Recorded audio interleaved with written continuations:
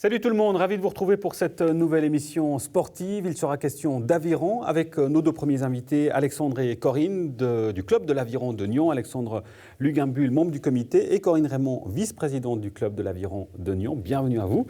Avec nous également Nathalie Mazzoni. Bonjour Nathalie, membre du comité du handball club de Nyon avec un tournoi, le tournoi annuel du club, c'est ce week-end, la Sami Cup. Oui. Tout à fait. Sur 2 jours, samedi et dimanche. Samedi et dimanche, la Sami Cup, tournoi annuel qui va se dérouler sur ces 2 jours au Rocher. Donc on invite tout le monde à se rendre au Rocher pour voir 2 jours de handball avec le samedi des équipes élites et le dimanche les équipes juniors de M13 et M15. Voilà, on reviendra en détail sur ce programme. À noter le souper du samedi soir. Il y a déjà 130 inscrits, tu me disais. Hein. On arrive à 150 là. 150 ? Oui. Voilà, alors, attention. Voilà. Et puis il faut s'inscrire pour pouvoir en profiter. Il faut s'inscrire, mais le délai est aujourd'hui, donc... Vous avez compris, voilà. Ces derniers délais aujourd'hui. Et puis au pire, il y a la buvette, et les saucisses. Il y a des saucisses, il y a des hamburgers, il y a des frites. Donc il y a de quoi faire. Il y a de quoi faire. Pour le club de l'aviron, on sort d'une régate internationale, c'était à Sarnen. Les petits jeunes ont bien ramé. Alex? Ouais, nous ont un peu surpris, un peu bluffé, entre autres une jeune fille, Lily, qu'on avait inscrite à un skiff parce que sa collègue ne pouvait pas venir à la régate pour faire le double. Et puis, elle a gagné sa série le samedi, de belle manière. On rappellera, Corinne, le principe de cette régate internationale. Il y a 70 clubs qui y participaient. Il y a 70 clubs qui ont participé ce week-end, enfin le week-end dernier. Et donc le samedi, c'est des courses qui sont en série, et le dimanche, ils reprennent les meilleurs temps du samedi pour refaire les séries. Et on peut dire qu'il y a une finale A, une finale B. Les meilleurs prennent part à la première série. Et dans la série des cadets, Julien, qui fait partie de notre club, a gagné brillamment sa série. Une médaille d'or. Voilà, une médaille d'or. Et chapeau à lui d'ailleurs. Ouais. Et après, ils ont regagné en double avec son collègue le samedi. Ouais. Dimanche, c'est un petit peu plus compliqué, mais ils ont fait une belle course. Magnifique. On reviendra sur l'actualité aussi du club de l'aviron avec ces semaines d'initiation pour les juniors qui ont lieu cet été. On vous explique tout ça dans quelques instants. Mais avant, un mot sur le Tour du Pays de Vaud, une course qui est très prisée des amateurs de course à pied. L'épreuve emmène les participants aux 4 coins du canton pour découvrir les beaux paysages, bien sûr, et partager un moment de sport et de convivialité. Et mercredi dernier, le Tour a fait halte à Nyon. Le centre sportif de Colevray a accueilli près de 500 coureurs dans une ambiance, on l'imagine, très festive. Reportage de Michael Hamann avec la collaboration de la SSN, organisatrice d'ailleurs de l'événement avec la ville de Nyon. On va passer au kibbutz Sessour aujourd'hui à Nyon parce que le soleil, il est dans le peloton aujourd'hui du Tour du Pays de Vaud, la 2e étape aujourd'hui de ce Tour du Pays de Vaud printanier. Et nous aurons tout à l'heure certainement déjà les leaders aux avant-postes. On fera un pointage. Bonne course à tous et à tous. Et à tout à l'heure. Magnifique peloton. Salut Mathieu.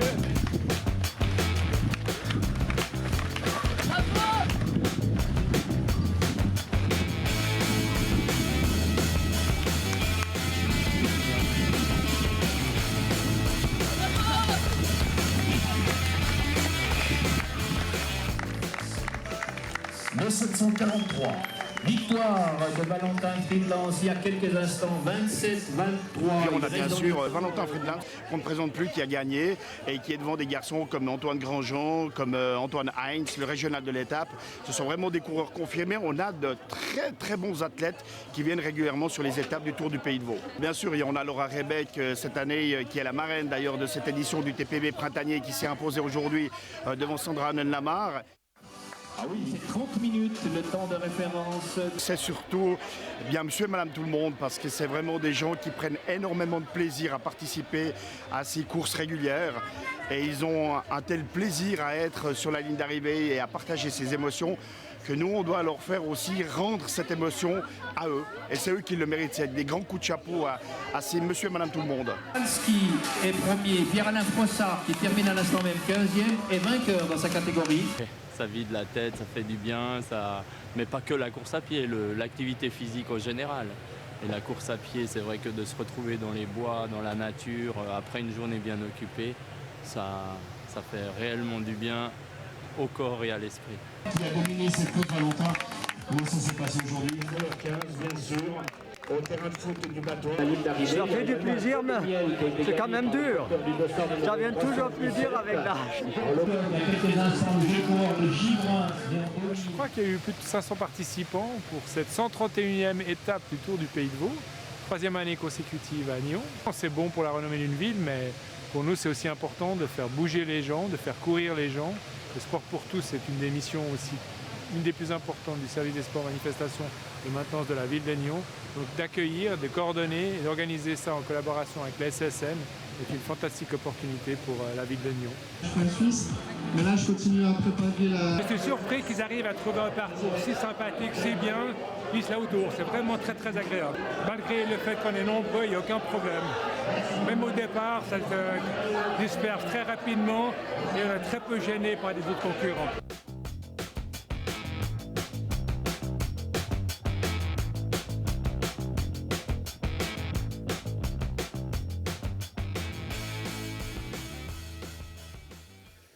Voilà, et bravo donc à tous les participants de cette course populaire. On revient à nos moutons, vous le savez, handball avec le handball club de Nyon et l'aviron, le club de l'aviron de Nyon avec des semaines d'initiation. Ce sera en juillet et en août, Corinne.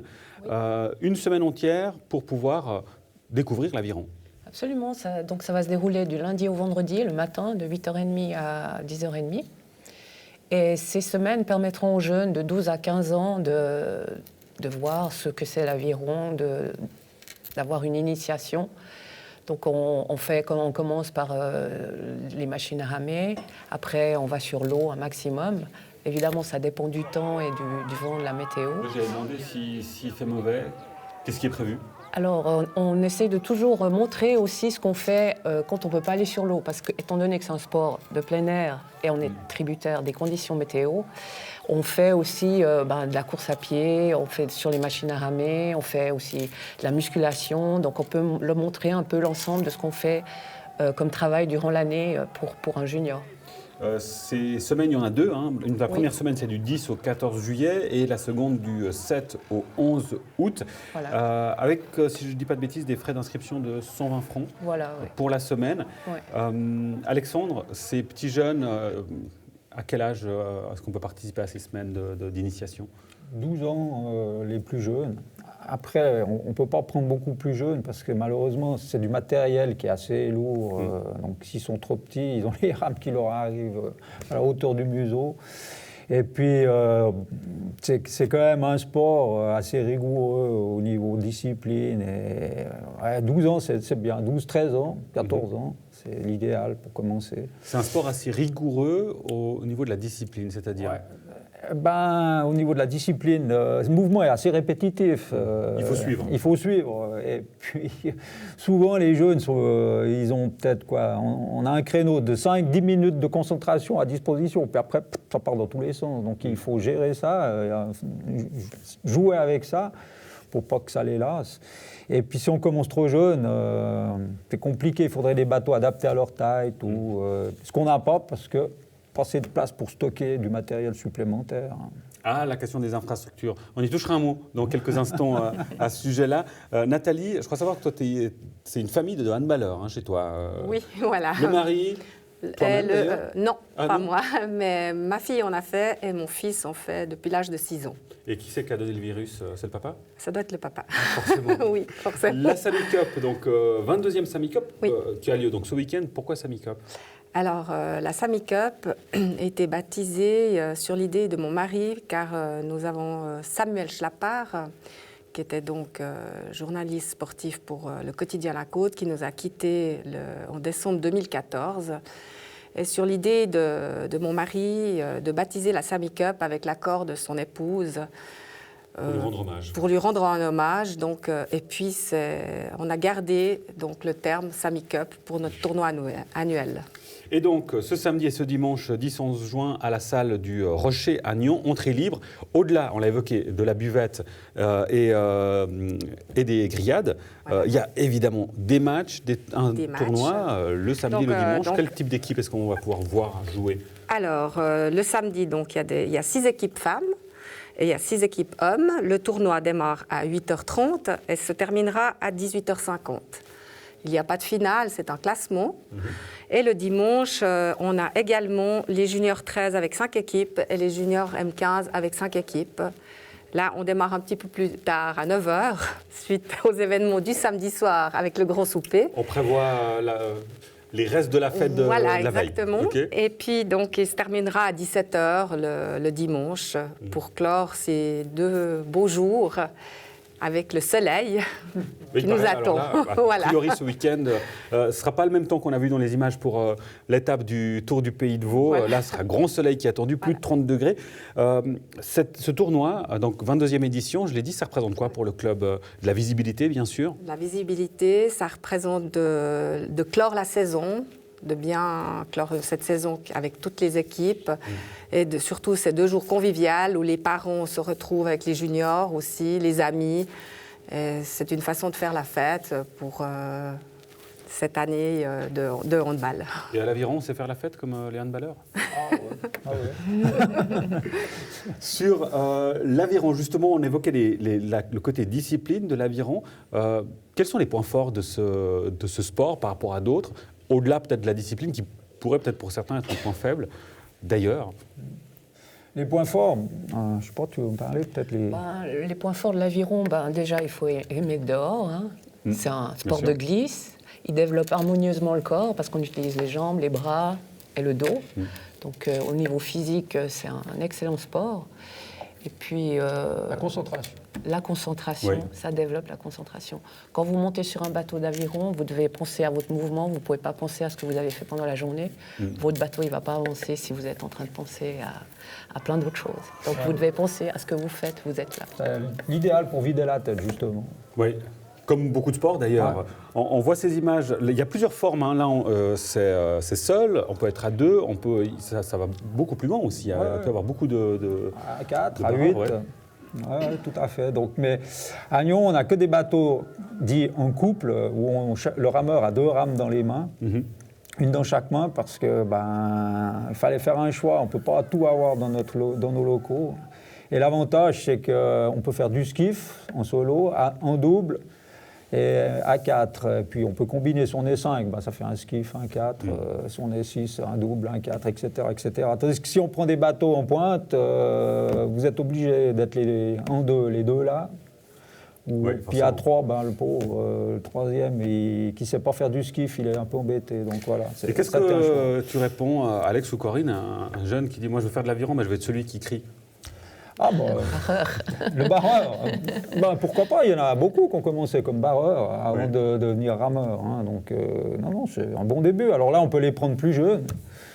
Et puis, on apprend beaucoup en étant barreur. Hein, donc, il apprend le rythme, il apprend à avoir la coordination. Il faut avoir du leadership aussi, forcément. Et puis, il participe aux entraînements physiques et tout, un barreur. Hein, donc, il fait partie intégrante de l'équipe. Hein. Donc, mais malheureusement, chez nous, on n'a pas besoin de barreur. Oui, forcément, en plus par rapport à ce que tu nous disais sur le matériel que vous avez au handball, à contrario justement par rapport aux atouts du handball, qu'est-ce que tu pourrais dire à ceux qui nous regardent en disant voilà ce qu'apporte le handball. Alors là, clairement, il y a l'esprit d'équipe qui est très très important. Très important, l'esprit d'équipe. Et puis, on encourage tout le monde à commencer. Ceci dit, cette année, les juniors M15 sont champions remont. Les M17 aussi, en plus. M17 aussi. Belle année. Et notre 2e équipe qui monte en première ligue, qui revient en première ligue.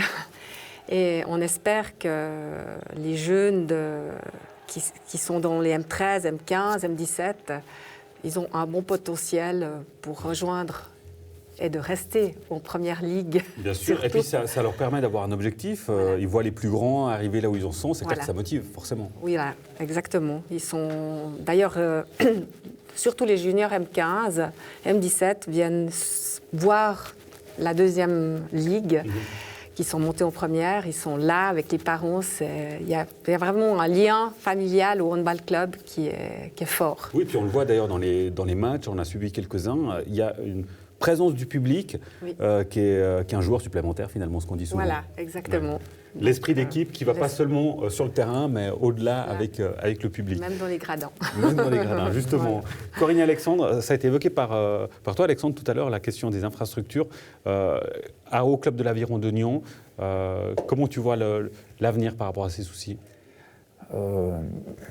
Nos infrastructures, malheureusement, sont limitées à cause du bâtiment lui-même, qu'est-ce qu'il est. Et si on voudrait avoir plus de jeunes, il faudrait des plus grands locaux, parce que, contrairement à ce qu'on peut imaginer, ça ne se passe pas que sur l'eau, l'entraînement. On s'entraîne toute l'année.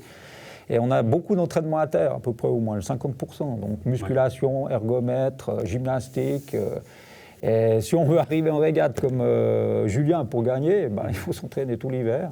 Il faut les infrastructures. Et il faut les infrastructures qui vont avec pour que, comme ma foi, c'est ça le lot de tout sport moderne maintenant. Si on veut suivre, tout va plus vite. C'est plus comme il y a 40 ans en arrière où l'hiver on faisait du rugby, où on allait courir et puis on commençait à ramer au printemps.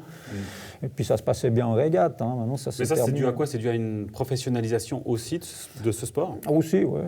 Le niveau est monté au niveau international, donc ça tire tout vers le haut, automatiquement. Donc, c'est une bonne chose au final. C'est une bonne chose. La motivation que ça peut apporter auprès des jeunes. Tout à fait, non, c'est une bonne chose. Donc, alors, l'aviron, chez nous, on le pratique quand même au niveau national, à un bon niveau, mais ça n'a rien à voir encore avec le niveau international. Donc ça, c'est deux mondes complètement à part, le monde professionnel. Il vous faut des bonnes infrastructures.